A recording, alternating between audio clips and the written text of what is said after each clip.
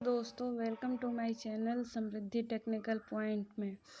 दोस्तों आप सभी को ये तो पता होगा कि यूपीपीसीएल या टीजी2 इलेक्ट्रीशियन वाले बच्चों को सबसे ज़्यादा अगर किसी सब्जेक्ट से डराया जाता है वो है इलेक्ट्रॉनिक्स।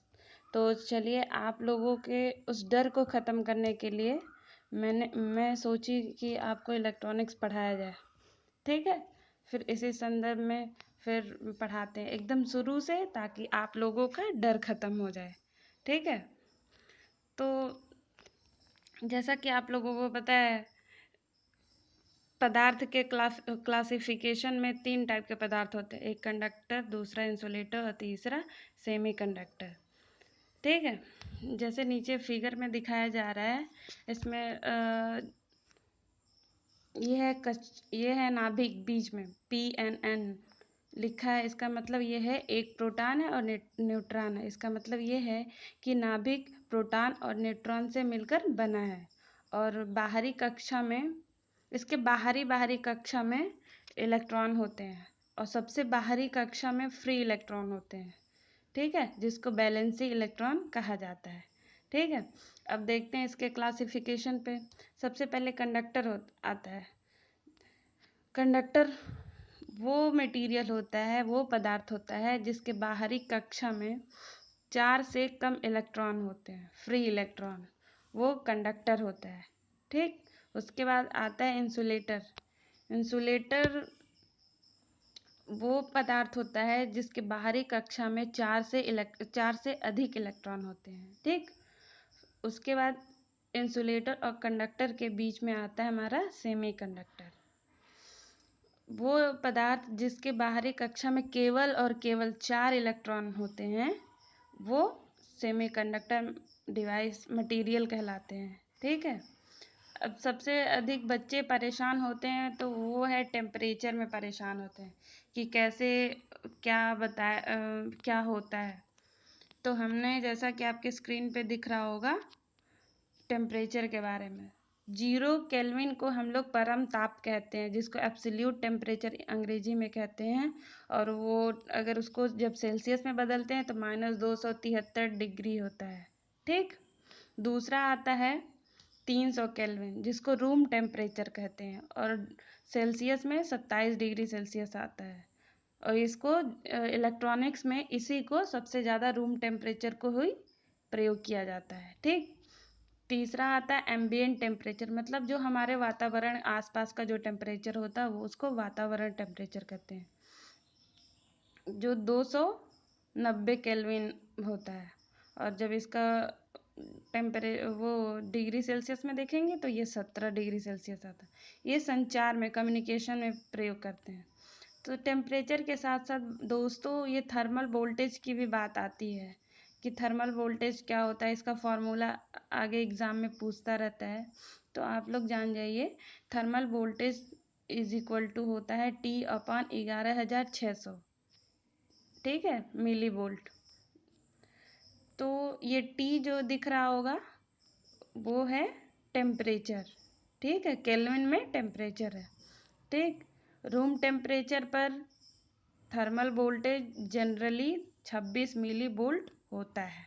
ठीक, उसके बाद जो हम लोग बात कर रहे थे नाभिक की बात कर रहे थे, तो नाभिक में प्रोटॉन और न्यूट्रॉन होता है। तो अब प्रोटॉन के बारे में बात करेंगे। प्रोटॉन पर जो चार्ज होता है वो 1.6 × 10⁻19 डिग्री होता है।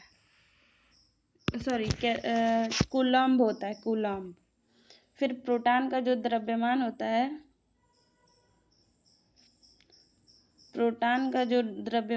है, वो होता है 1.67 × 10⁻20 मिलीग्राम। अब दूसरी बात, प्रोटॉन पे जो आवेश होता है वो पॉजिटिव टाइप का होता है। ठीक, मतलब चार्ज जो प्रोटॉन पे होता है वो पॉजिटिव होता है। दूसरा जो इलेक्ट्रॉन उसके जैसे कि अभी मैंने बताया,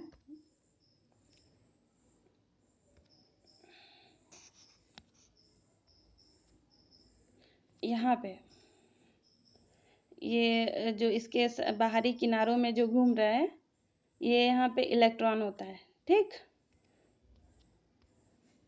तो ये जो इलेक्ट्रॉन बाहरी कक्षा में जो घूमता है, सबसे बाहरी कक्षा में, वो फ्री इलेक्ट्रॉन होते हैं, ठीक। तो उसी की बात कर रही हूँ मैं। इस पे निगेटिव चार्ज होता है, जो इलेक्ट्रॉन बाहरी कक्षा में घूमते हैं उस पे निगेटिव चार्ज होता है, मतलब माइनस। उस पे उसका जो चार्ज होता है, आप लोग को ये एग्जाम में हमेशा पूछता रहता है, तो प्लीज़ आप लोग याद कर लें, ठीक। माइनस होता है, सबसे पहले माइनस की बात करते हैं, क्योंकि इलेक्ट्रॉन पर निगेटिव चार्ज मैंने पहले बताया, इसलिए ये इस पे माइनस लगा देते हैं पहले। तो -1.6 × 10⁻19 कूलम। और इलेक्ट्रॉन का जो मास होता है, मतलब द्रव्यमान, वो 9.11 × 10⁻31 mg होता है, ठीक है। अब जैसे मैंने फिगर से समझाने की कोशिश करी है, ताकि आप लोगों को अच्छे से समझ में आए, ठीक है। कंडक्टर की जो मैंने बात बताई थी कि बाहरी कक्षा में जो 4 से कम इलेक्ट्रॉन होते हैं, वही कंडक्टर होता है। तो सबसे बड़ी बात ये है कंडक्टर, और जो बाहरी कक्षा को ही हम लोग वैलेंसी इलेक्ट्रॉन कह रहे थे। अब सबसे बड़ी बात है, अगर हम कुछ कोई भी जैसे कंडक्टर, मतलब कोई भी चीज़ें लेते हैं, कोई वस्तु जिस पे धारा प्रवाहित करनी हो तो कैसे प्रवाहित करा पाएंगे, ये देखा जाता है, ठीक है। तो अब थोड़ा सा एनर्जी देने पे कौन सा मटेरियल कैसा रिएक्ट करता है, ये बात करेंगे हम, ठीक है।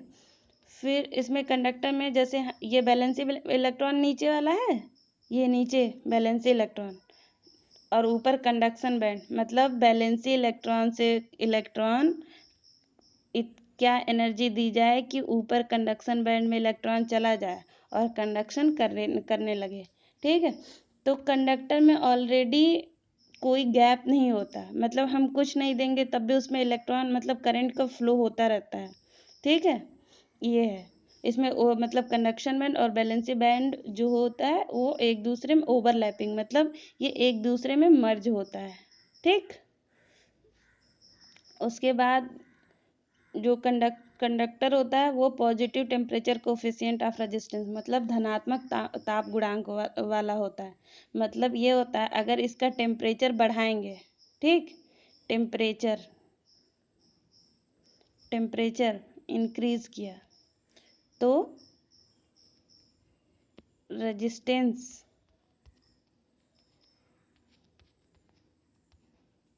क्या होगा, वो भी इंक्रीज करेगा, ठीक। उसके बाद तब क्या होगा, हमारा जो कंडक्टिविटी होगी वो कम हो जाएगी, मतलब जो कंडक्शन होगा वो कम हो जाएगा, ठीक है। इसके जो उदाहरण हैं, सिल्वर है, एल्युमिनियम है, कॉपर है, स्टील है, आदि। उसके बाद आता है सेमीकंडक्टर। सेमीकंडक्टर में भी जो वैलेंसी बैंड और कंडक्शन बैंड दोनों के बीच में जो गैपिंग होती है, वह वन इलेक्ट्रॉन वोल्ट होती है, ठीक है। उसके बाद मतलब बस 1 इलेक्ट्रॉन वोल्ट देने पर ही हमारा जो वैलेंसी इलेक्ट्रॉन है वो कंडक्शन बैंड में चला जाएगा और हमारा कंडक्शन होता रहेगा, ठीक। फिर इसमें ये नेगेटिव टेम्परेचर कोफिशिएंट होता है, मतलब टेम्परेचर इंक्रीज करेंगे तो रेजिस्टेंस डिक्रीज होगा, मतलब रेजिस्टेंस कम होगा। तो इसका क्या मतलब है, इसका मतलब ये कंडक्शन इंक्रीज होगा, ठीक है। इसके जो उदाहरण है वो सिलिकॉन और जर्मेनियम है, ठीक। उसके बाद आता है हमारा इंसुलेटर। इंसुलेटर की बात किया जाए तो इसमें कंडक्शन बैंड, ये है वैलेंसी बैंड, ये है कंडक्शन बैंड, इन दोनों के बीच में बहुत ज़्यादा गैप होता है, ठीक है। 5 इलेक्ट्रॉन वोल्ट इतना गैप होता है, फॉरबिडन गैप। और ये भी होता है नेगेटिव टेम्परेचर कोफिशिएंट, मतलब इसमें भी टेम्परेचर बढ़ाएंगे तो रेजिस्टेंस कम होगा, ठीक है।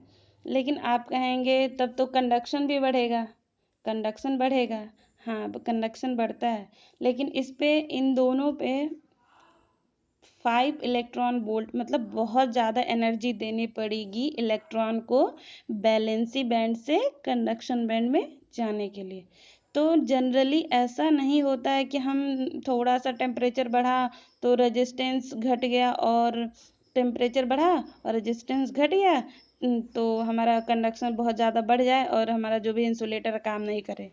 ऐसा नहीं होता है जनरली, लेकिन हाँ, एक लिमिट ऐसा आता है जब हमारा टेम्परेचर बहुत हाई हो जाए और रेजिस्टेंस बहुत लो हो जाए। अगर टेम्परेचर बहुत हाई होगा तो रेजिस्टेंस लो होगा ही, तो हमारा कंडक्शन बहुत ज़्यादा तब ये ऐसा टाइम आएगा जब वैलेंसी बैंड से इलेक्ट्रॉन कंडक्शन बैंड में जाएगा। तो इसका मतलब ये है कि कभी 5 इलेक्ट्रॉन वोल्ट से अधिक अगर हम वोल्टेज देते हैं तो इसमें भी धारा प्रवाहित हो सकती है। ठीक है, इसके जो एग्जाम्पल हैं आपको स्क्रीन पे दिख रहा होगा, रबर है, लकड़ी है, पीवीसी है आदि। तो दोस्तों आई होप आप सभी को पूरा वीडियो समझ में आया होगा, लेक्चर समझ में आया होगा, और आप लोगों कहिएगा तो मैं आपको ये पूरा पीडीएफ दे दूँगी ताकि आप लोगों को पढ़ने में थोड़ा भी प्रॉब्लम नहीं हो। और चाहिएगा तो मैं आपको हिस्ट्री, हिंदी, ज्योग्राफी ये सभी लेक्चर भी दे सकती हूँ, प्रोवाइड करा सकते हैं हम लोग। तो प्लीज़ प्लीज़ प्लीज़ मेरे चैनल को लाइक, सब्सक्राइब और शेयर ज़रूर ज़रूर करें। धन्यवाद।